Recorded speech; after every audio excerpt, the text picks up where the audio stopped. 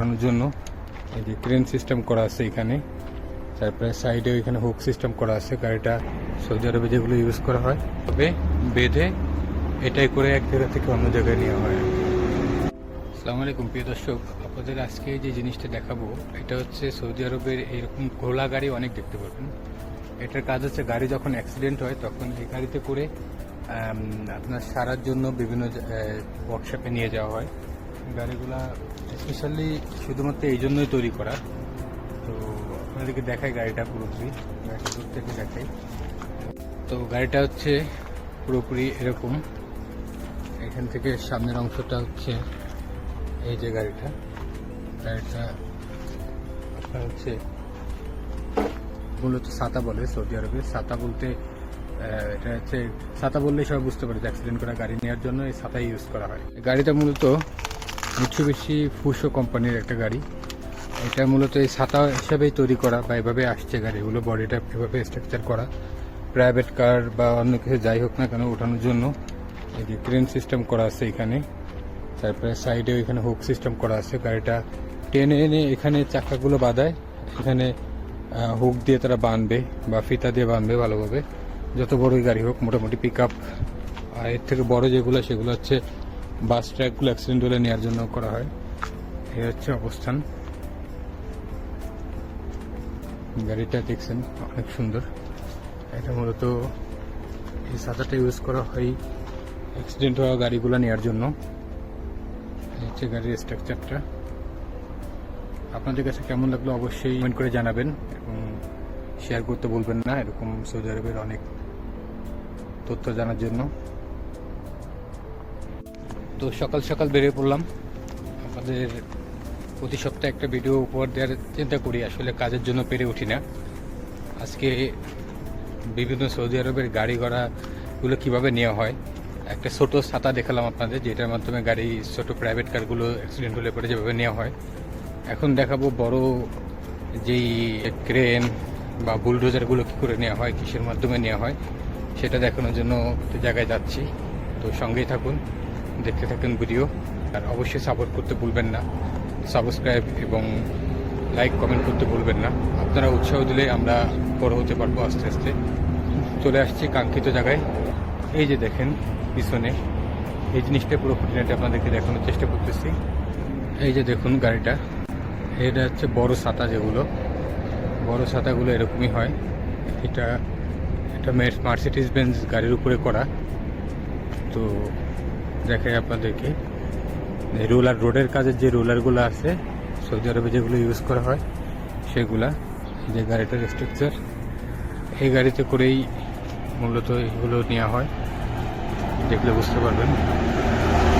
এখানে তো ডিরেক্ট রোডের পরেই সব কিছু মানে কার্পেটিং করার জন্য পিসগুলো নিচে ঢালে, আর ওই গাড়িটা ডিরেক্ট এটাকে ডলতে যাবে আর কি।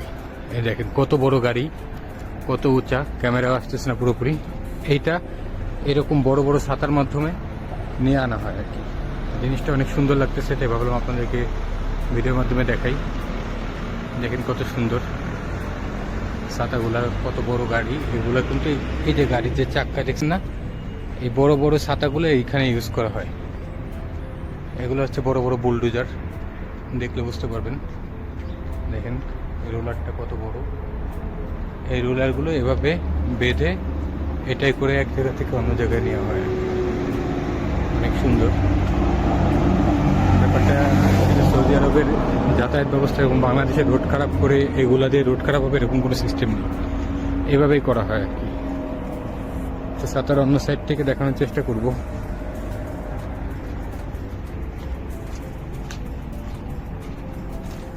এই হচ্ছে গাড়ির অন্য সাইডের স্ট্রাকচারটা। এভাবে আর কি দুইজন কন্ট্রোলার থাকে একসাথে, দুজন চালাবে দুই সাইড থেকে। হাইড্রোলিক ইউজ করে রোডের কাজ একভাবে ধরবে এক জায়গা থেকে। বাংলাদেশে যেমন রোলার মারার পরে আবার ওয়েট করা লাগে, এটা করবে ওইটা করবে, এরকম কিছুই না। এখানে সিস্টেমটা এরকমই, দেখছেন ভালো করে বুঝতে পারবেন আপনারা। আর সাধারণত বড় গাড়িগুলার আলাদাভাবে কানেক্ট করা হয়। এইখানে দেখেন একটা আছে, এখান থেকে গাড়িগুলো জয়েন্ট দেওয়া হয়, জয়েন্ট দিয়ে পিছনে ছাতার বডিটা আলাদাভাবে করা। ছোট গাড়িগুলো একসাথে করা থাকে, কিন্তু এগুলো হচ্ছে এভাবে করা থাকে। অনেক সুন্দর লাগলো। তা ভালো আপনাদের মাঝে তুলে ধরি। বললাম উপরে দেখেন আপনারা কি সুন্দরভাবে করা এগুলো, বুঝবেন না কত বড় এগুলা। স্ট্রাকচারগুলোতে দেখানোর চেষ্টা করি আপনাদেরকে। কন্ট্রোলার সব কিছু মিলে এখানে পিচ ঢালা হবে, নিচে রোডের উপরে পড়বে, আর এখান থেকে রোলার মারা হবে, দুইজন কন্ট্রোলার একসাথে। আর বড় বড় গাড়িগুলো এভাবেই নেওয়া হয় সৌদি আরবে। তো বন্ধুরা, কেমন লাগলো ভিডিওটা অবশ্যই জানাবেন। আর বড় বড় জিনিসগুলো এভাবেই নেওয়া হয় সৌদি আরবে ছাতার মাধ্যমে। এগুলো তো মনে করেন এক জায়গা থেকে আরেক জায়গায় স্থানান্তরের জন্য। আর গাড়ি অ্যাক্সিডেন্ট হলে ছোটোগুলো ইউজ করা হয়, বড়গুলো অনেক সময় বড় বাস ট্রাক অ্যাক্সিডেন্ট হলে এর মাধ্যমে নেওয়া হয় আর কি। তো ভালো থাকবেন সবাই। এরকম আরও ভালো ভালো ভিডিও পেতে অবশ্যই পেজটি ফলো দিবেন এবং আমাদের ইউটিউব সাবস্ক্রাইব করবেন মেহেদি মামুন বিডি 2.0। আর ফেসবুক পেজ হচ্ছে মেহেদি মামুন বিডি 2.0। একটা জিনিস এই যে দেখেন, বড় বড় গাড়িতে করে কিভাবে রড নেওয়া হয় সৌদি আরবে। কোম্পানি থেকে এভাবেই সরাসরি রড নেওয়া হয় গাড়ির মাধ্যমে। এটা আপনাদের মাঝে সামনে পড়লো তাই দেখালাম। একই কোয়ালিটির গাড়ি কিন্তু ওটা একটু আলাদাভাবে স্ট্রাকচার করা, এটাও একই সব কিছু ইউজ করা হয়। রড কি করে নেয় আর কি। তো বন্ধুরা, ভিডিওটি কেমন লাগলো অবশ্যই জানাবেন কমেন্টের মাধ্যমে।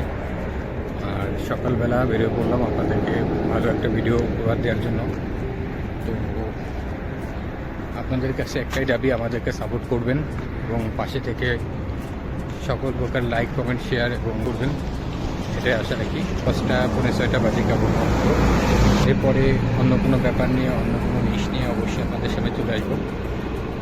ভালো থাকবেন, ততদিন পাশেই থাকবেন, সবসময় সাপোর্ট দিয়ে এই আশায় ব্যক্ত করে ভিডিও শেষ করছি। আমি মেহেদি হাসান মামুন। আল্লাহ হাফেজ।